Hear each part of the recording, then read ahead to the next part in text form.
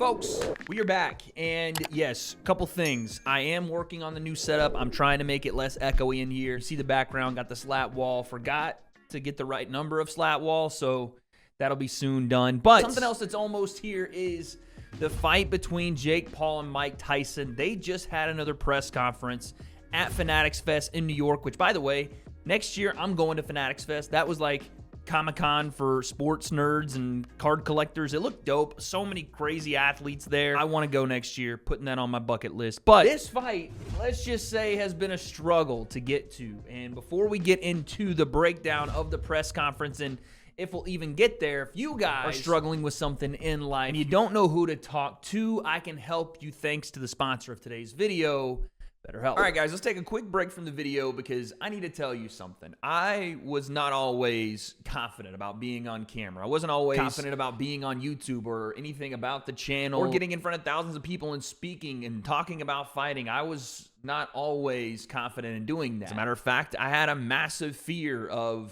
not living up to whatever potential I thought I had, or not doing the things I wanted to do in life and failing and becoming somebody that I didn't want to be. And those things affected not only myself personally, but my family, my friends. And I had to find my way out of that. I needed to confront those things in a way that I wasn't comfortable doing because I didn't have the tools to understand what was going on with me and, quite frankly, how to better myself. And I tell you all this today because I sought professional help and I made my life better. And BetterHelp is a sponsor of today's video. They can help you do the same. Because BetterHelp makes it easy to seek out professional help when you're going through a rough time in life and you don't know how to deal with it. They make finding a therapist easy to connect with. And BetterHelp will match you with a professional that has years of experience helping people with struggles exactly like yours. And you can do it all from your phone or computer via phone call, video chat, or messaging. However you feel most comfortable, BetterHelp is here to help. So if you are going through a rough time, and trust me, I've been there, you don't have to go through this alone. Let BetterHelp connect you to a therapist who can support you from the comfort of your home by visiting betterhelp.com/wadeconcept or choose the W.A.D.E concept during sign up and enjoy a special discount on your first month. Once again, that is betterhelp.com/W.A.D.E concept or choose the W.A.D.E concept when you sign up. Thank you to BetterHelp for sponsoring this video. And once again, if you're going through a rough time in life and you don't have the answers, you don't have to go through it alone.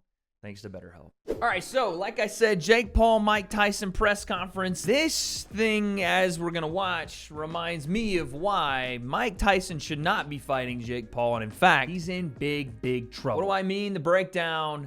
Let's go. It's the problem child. Jake El Gallo Paul. Jake El Gallo, baby. I can guarantee you, Ryan Clark had no idea what the Gallo meant. He's like, whatever, dude. I'll call this kid whatever he wants to be called. How much is the bag? Will y'all give me? The most violent. The most vicious. Iron Mike Tyson coming to the stage. I hate the coming to the stage thing because I don't know if it's just me, but it reminds me of like a strip club. You know, coming to the stage next. She could do a full handstand into a split on your face. Velvet clean vagine. Like, okay. That's what it reminds me of when I hear coming to the stage. But okay. First off, I mean, Mike just looks like a pit bull. Even at 58, look at his freaking arms, dude. The grip strength in these freaking forearms, like he's just jacked, bro. But yeah, when he shaved the beard, he does look a bit more aged and weathered, I will say. How prepared are you to knock Jake Paul out? I'm very prepared. I'm very prepared. I had a small adversity. I got sick, but I'm better. You had to do this, right? You had to get the elephant in the room out of the way first. Like, everybody's been asking the question, is Mike and Jake even going to happen now? Because I guess it was reported as a stomach ulcer. I mean, Mike didn't say it there, but whatever was ailing him, and he had to pull out the first time and take some more time to get ready. You had to ask him that question right off rip. Even if it is just like, hey, is the fight happening? And let Mike try to explain it. You had to ask. That way you can move past it. You have fame. You've knocked out folks already. What will possess you to fight the most vicious man in the world? Making history. This is what it's all about for me, man. I'm a kid from Ohio. Hey, New York, shut the f up, New York. Okay. Hey, boo yourselves. Boo yourselves, New York. Hey, New York, New York, New York. You're just like Mike Tyson. You were good 20 years ago. F you, New York. F you. Dumbass Democratic City. So Jake goes after the politics of New York City. I mean, to be fair, that line will probably get Jake more fans than anything else that's said here because everybody wants to boo Jake. But in the political climate we're in, dude, especially with the election coming up, you pick a side here and you stand on it, you're going to get some fans. This is what you need out of Jake. You need him to be a little bit of a, I don't know if I can even say this on YouTube, prick. You need him to be a little bit of a douchebag, a little bit of a spoiled little, you don't know Mike, you would have never taken him in that. And you want people to be invested off of that, like making New York boo him and then comparing New York to old Mike. Like, yeah, 20 years ago, y'all were dope. Same with Mike. And I'm going to prove it. I'm going to put him on his face. I'm going to make this old man bleed. All that stuff. While it is disrespectful, while Mike does deserve more respect, we are in the fight game. And for Jake to sell this thing, even if he doesn't believe some of this stuff fully, and I know he respects Mike, but he needs to be that villain. He has to be. Because the people love Mike. You're not gonna out babyface Mike. You were used to being the most hated guy walking into a ring. What's it like fighting someone that's hated even more than you are? I don't know if Mike was ever hated. He was one of the most feared, at least from the fans and fighters as well. But I don't want to say that he was. That's probably why Mike is looking the way he's like, what? When was I hated? I'm just ready. I'm just ready. You know, I'm going to do my talk, and I'm going to talk my shit, but I'm ready to fight.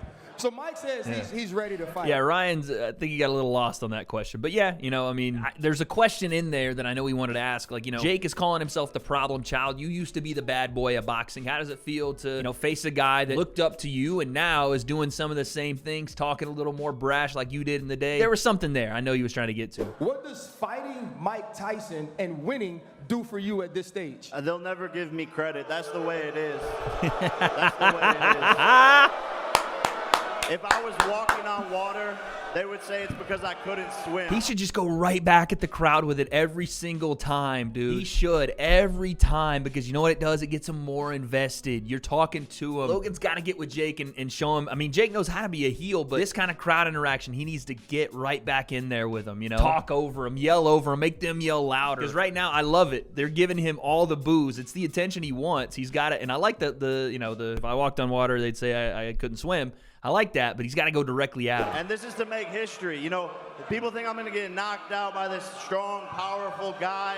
All the people in my comments saying, look at his power, he's going to get KO'd. People yelling at me in the event. But what happens when I put this man to sleep? This shit is not a joke. He's saying that it's going to be my funeral. He's saying it's going to be my wake. He's going to kill Jake Paul, all of these things. And that's why I love Mike. I respect him, but we're not friends anymore. Until November 15th, I'm knocking this motherfucker out, and we're going to see who's dead. We will see who's dead. We will see who's dead, Mike. We will. We will.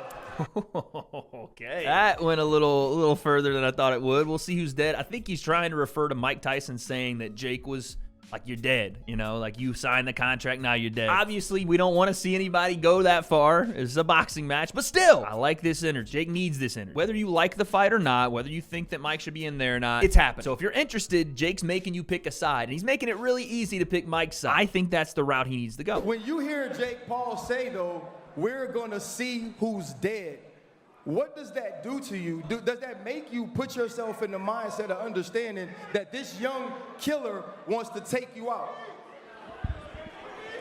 Is he really a young killer? Yeah, you had to go on your little menopause break and postpone the fight, so yeah. What about that, dog? I was ready before. You needed a little break. Your tummy hurt? Your tummy hurt still? I feel a lot better now. I feel a lot better. He called it a menopause break. That's fucking crazy. Jake's trying to get at him and get a reaction, but Mike is just kind of there and having a good time being there. And I'll say this, and people are in my comments section, the ones that haven't watched boxing in about 10 to 20 years are going to tell me I'm crazy. But Mike taking Jake lightly is why he's going to get knocked out cold, in my opinion. Among other things like his age and his inactivity and his time out of the ring and all of that. But I'm just saying, part of it is the fact he's going to walk in there and make the same mistake a lot of other legends in the combat sports have made, and Jake's going to hit him with something he is not expecting and more powerful than he's expecting. Was your break to you were you truly sick, or were you a little nervous about getting in the ring with Jake Paul? I was terrified. I was terrified. Jake, when I love it though, because it plays right into exactly what we want to see, right? Like Mike being the actual fighter and Jake having to prove him or whatever, you know? It's like, again, what everyone's thinking, like, Jake ain't this, whatever. That's what Mike needs to be as well, so fair play to him. when you are truly trying to show people that you care about boxing, you've put in the work, you've fought professional boxers, you've fought mixed martial artists, you've knocked them out, you've shown people that you take this craft seriously, but you bring Mike Tyson to add validity to what you're doing, and he's sitting here laughing at you. I didn't bring him to do shit.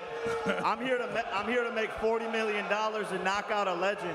I don't give a fuck about anything else, and he's the one that wanted it to be a pro fight, so he's gonna get his ass knocked out for real, on a real record.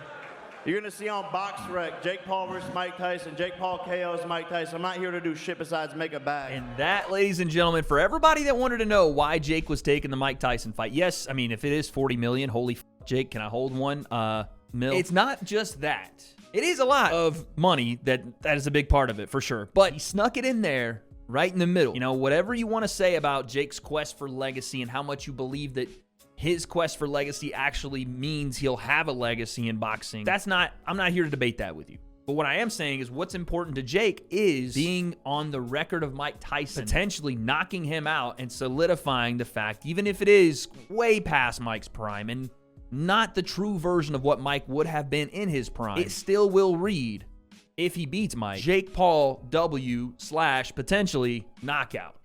And that's a big part of this. Not as big probably as the 40 million, but it is a big, big part of it. Why at this stage would you step into the ring again? I don't know. That's the funny question, because I can. Who else can do it but me? Let's look at it. Who else is he gonna fight to make this happen?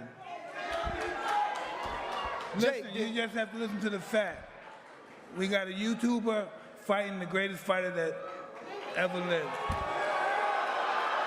Okay, I disagree with Mike being the greatest ever, but everything else he said, facts. Who else but Mike Tyson is going to, and I believe this is the entirety of the reason that this fight is on Netflix, worldwide, whatever, and why, yes, Jake chose Mike is because if you were going to get Netflix, you needed the biggest name possible to draw the most eyes, and that was Mike Tyson.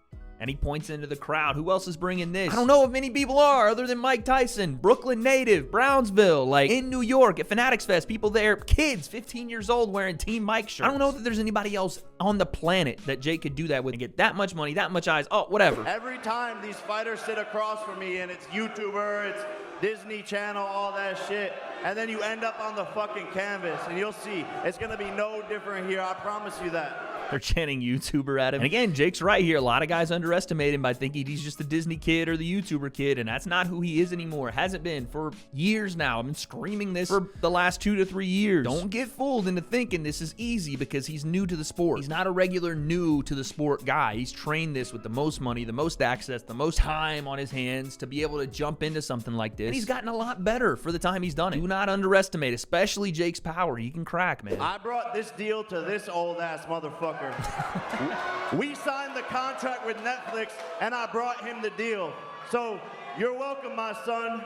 I'm gonna discipline you like a son. So shut the fuck up with all that. Interesting. Jake says that he signed the contract before Mike was involved. So Netflix wanted the Jake Paul business, and I'm sure it was frothing at the mouth to get Mike Tyson involved as well, but he was going to be on Netflix regardless. Very interesting. If you believe Jake there, that's a very interesting statement and does speak to Jake's star power, that they were not only interested without Mike involved, but they actually signed the deal with Jake. That does speak to his star. Like, again, don't have to agree with me or like it, but that, I feel like, speaks to his star power alone. Like, when does this turn into you to stop liking Jake Paul and just want to knock Jake Paul the fuck out? Okay, Ryan Clark going bad on Jake in front of him. Like, yeah, man, this dude's saying this. When are you going to knock him the fuck out? I love it, though, man. Peel back the curtain a little bit. Don't be so buttoned up with these press conferences. I don't know. He amazes me. Yeah, so again, like I told you, I don't think Mike's gonna be doing a lot of the heavy lifting with the verbal stuff. But that's not what he's there for. I'm here to challenge myself. He's vicious. He's a killer. I know all of these things. He has one-punch knockout power. He's the greatest heavyweight of all time. But I will prove on November 15th all the haters wrong, all of these YouTuber fucking hillbillies wrong. And that's This is what I'm talking about. I don't know why he called them hillbillies. They're in the middle of New York City, but that's what I'm talking about. You saw as soon as he acknowledged the crowd again and got them involved, they jumped on it. They bit on the bait like he casted out a line of fucking ribeyes. That kind of shit. Again, especially when Mike is not giving you a lot verbally, you can speak to him indirectly through the crowd and let the crowd speak for him back to you. But that was a good job from Jake. I like that. He got the crowd involved. Do you think he's ever stood across from a man with the sort of intentions you can have inside a ring? Well, he may have been in the ring with people with the same intention, but the actuality, no.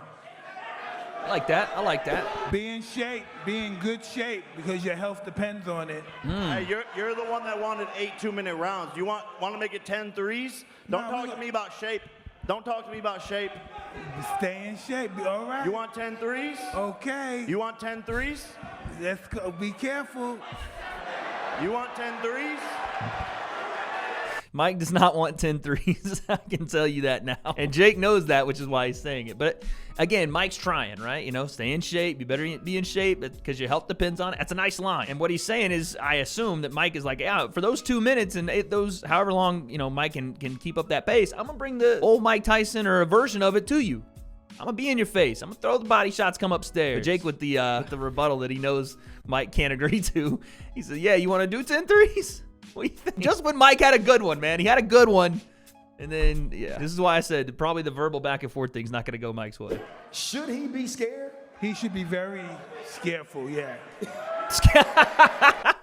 This man, Mike Tyson, done made up a new word, bro. He just said that Jake should be scareful. That's scared and careful at the same time. Bar! You brought out scareful, you win the presser, dude. That's it. What do you say to people, though, that will look at you fighting Mike Tyson, 30 years your elder, and say that this has nothing to do with you obtaining the belt? What would be your answer to them of why this is important? It's a great question right there from RC. Again, that active recall, listen and response in real time. It does. Big moments, big pressure, big stages. One of the greatest to ever do it. More experience than me, more fights than me. I'm going to learn a lot in this fight and through this training camp. So this is helping me in my future fights and everything that I want to accomplish. I think the training camp is the answer there. Right? I mean, maybe in this fight there'll be something that Jake isn't ready for that Mike brings that no one else has. Maybe something that he hasn't seen yet. Maybe it's a punch that Mike hits him with that he hasn't felt the power of because Mike is, you know, a natural heavyweight. Like, maybe there's that in there as well, right? But for the most part, I think it's just more experience, more time in camp, more time to get better at his craft that he didn't have an amateur career for.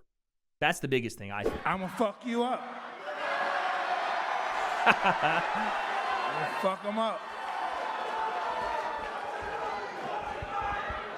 Hey, man, sometimes it can be short and sweet. Or long and punishing. Sometimes it can be short and sweet or long and punishing. Hey, yo. Never mind. That kind of, when I said it back, it sounded a little different. Or long and painful, right? Hey, long and painful don't sound good either. Either way. Well, James Dombrowski, Post Eagle, B.W.A.E. This is for Mike. I covered all your fights in Atlantic City.